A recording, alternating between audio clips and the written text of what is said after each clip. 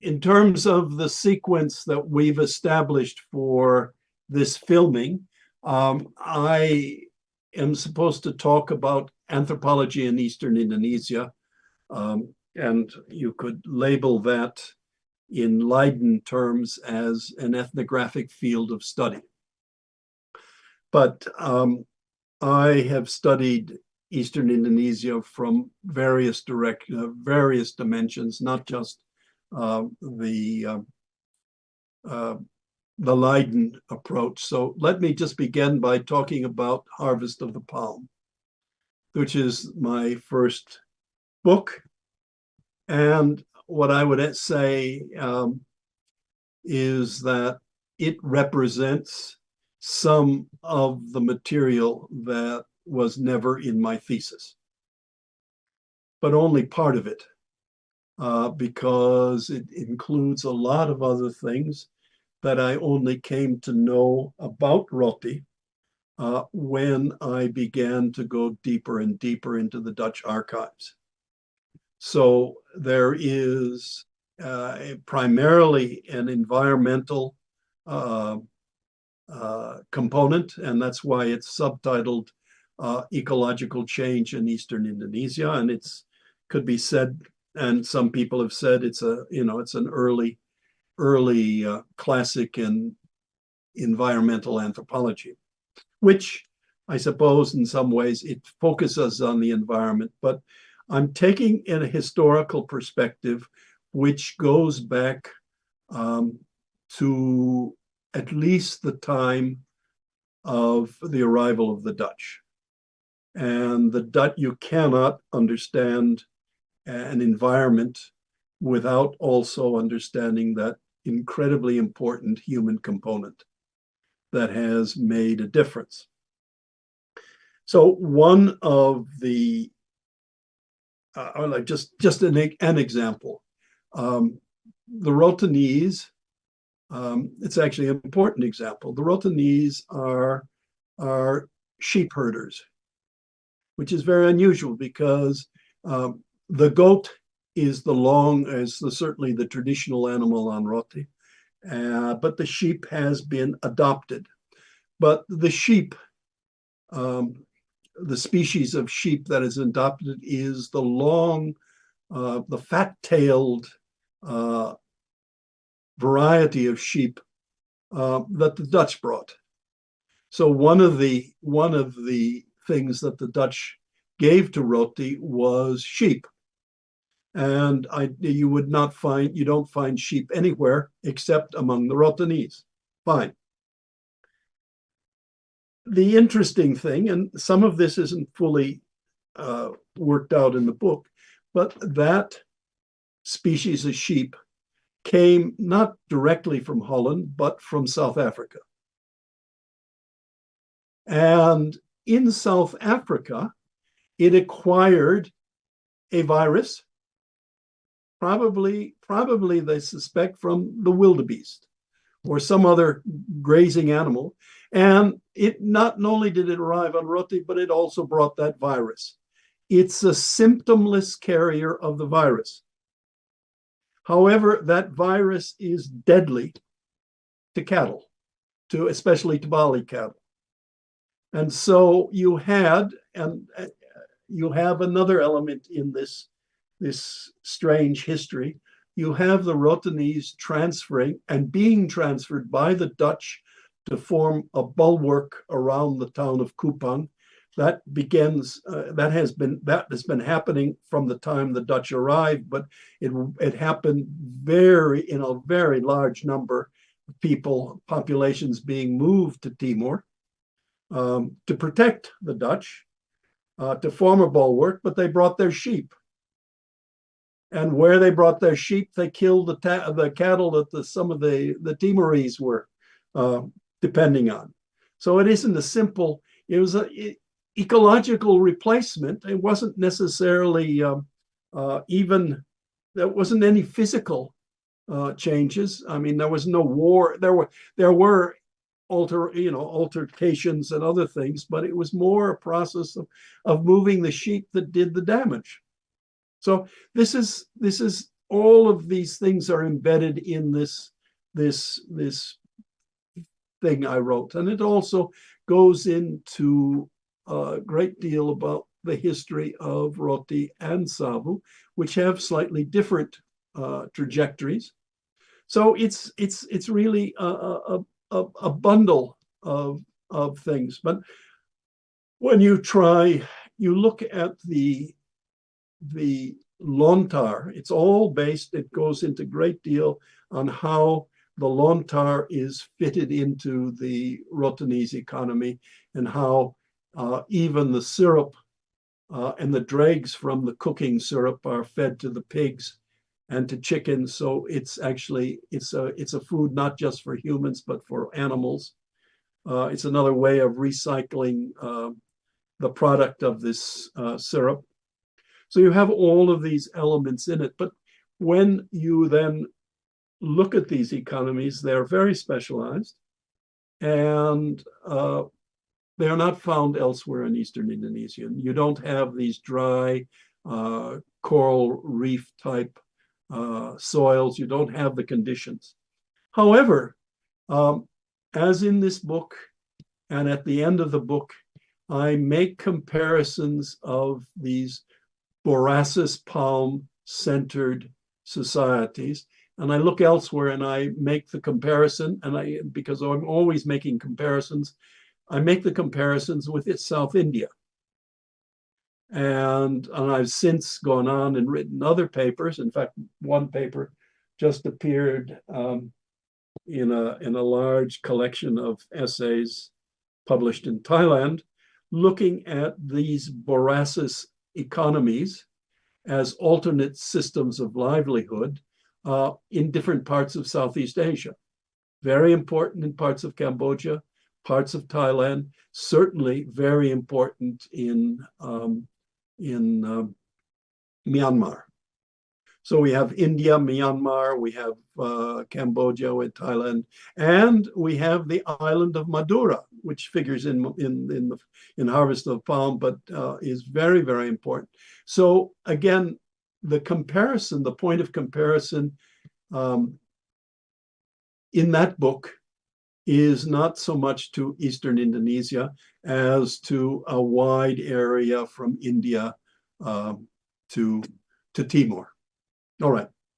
So having spoken about that book and put it in some kind of comparative context, I'd like to talk also about the other book I edited called The Flow of Life, which is subtitled Essays on Eastern Indonesia. And this is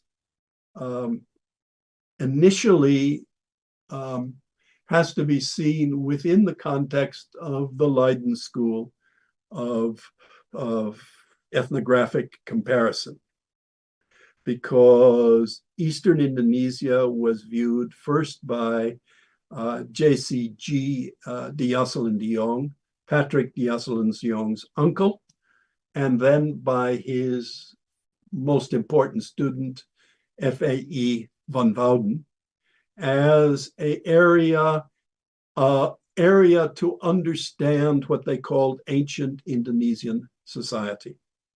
So in their view, Eastern Indonesia, it's not only its social organization, but also its mythology, its emphasis on dualism, all of those things were part of what was once an Indonesian social organization, an society of some kind. And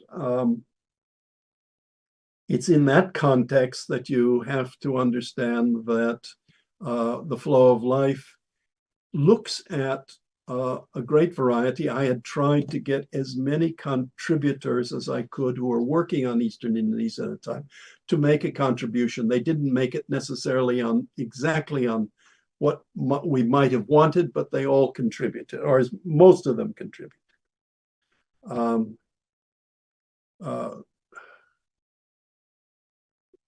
The studies, this was able to get some very, very valuable studies by a French team that had worked in Eastern Indonesia, worked on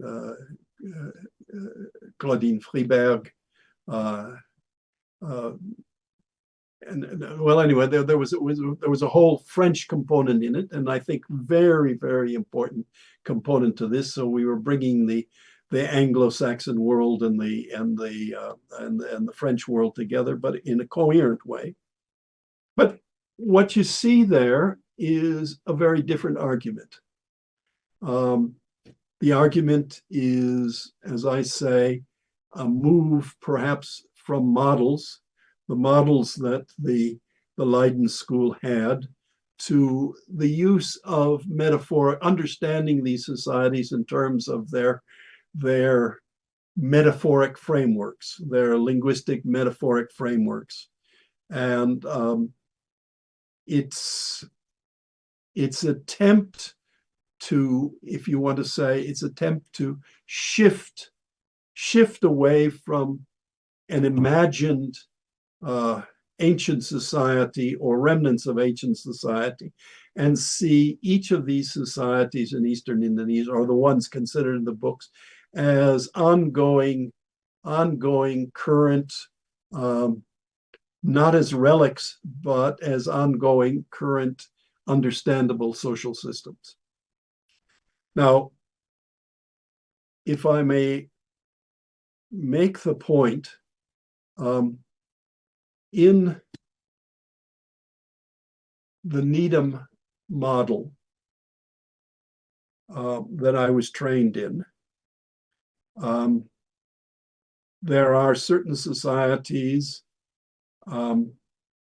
that not have achieved, but certain societies that have these elementary forms.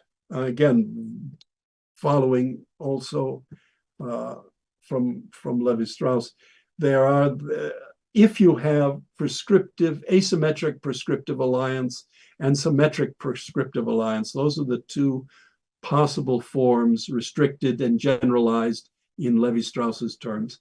Those two societies are what needs to be compared. So we compare all symmetrical alliance systems and asymmetrical alliance systems.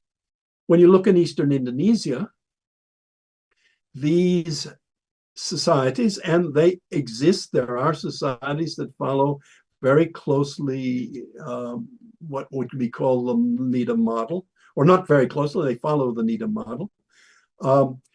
When you look at these societies, they stand out among a whole variety of societies that do not have these strict marriage systems. So you take Sumba. Sumba, only in parts of East Sumba do you have what Needham would call asymmetric prescriptive alliance. Elsewhere, there isn't the same level of prescription. Similarly, in Timor, there are societies. I was speaking about one, the Atoni Palmetto, or called the Timorese. They have symmetrical alliance systems. They have good symmetrical alliance systems, but alongside these are other societies, closely related societies, that don't. And so what interests me is the variation across these systems. And what I was trying to do, and there is hints of it, and only hints of it in the flow of life, I was trying to move from looking at Eastern Indonesia as some kind of a privileged area of particular interest, and trying to see Eastern Indonesia within the broader framework of Austronesian societies as a whole. And that has been a continuing from the flow of life onwards. That has been my continuing concern. In some sense, Eastern Indonesia, in fact, Eastern Indonesia is very important in the development of Austronesian societies.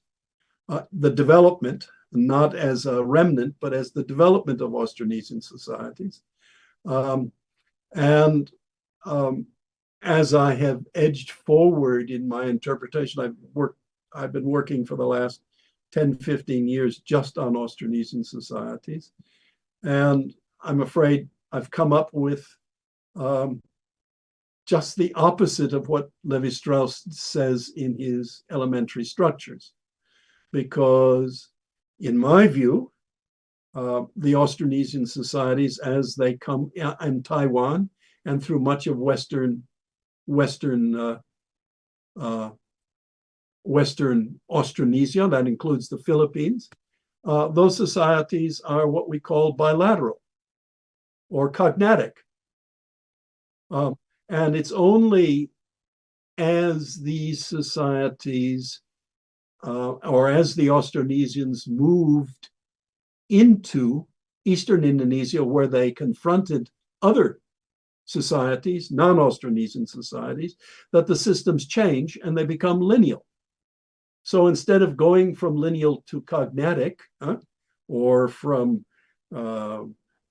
these elementary societies to complex, my argument for the Austronesians, if you paraphrase Lévi-Strauss, you go from complex to elemental.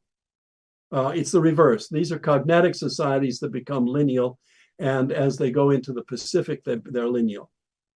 However, and that's the twist on the whole thing, the first societies going into the Pacific retain much of their bilateral, their cognatic features. And you have this curious things at two ends of the Austronesian world, in Polynesia and in Taiwan or Malaya. You find the same, quote, Hawaiian societies, to use another misleading description. But the flow of life was the beginning of a big change in direction for me. It's important, and I think people still read the book.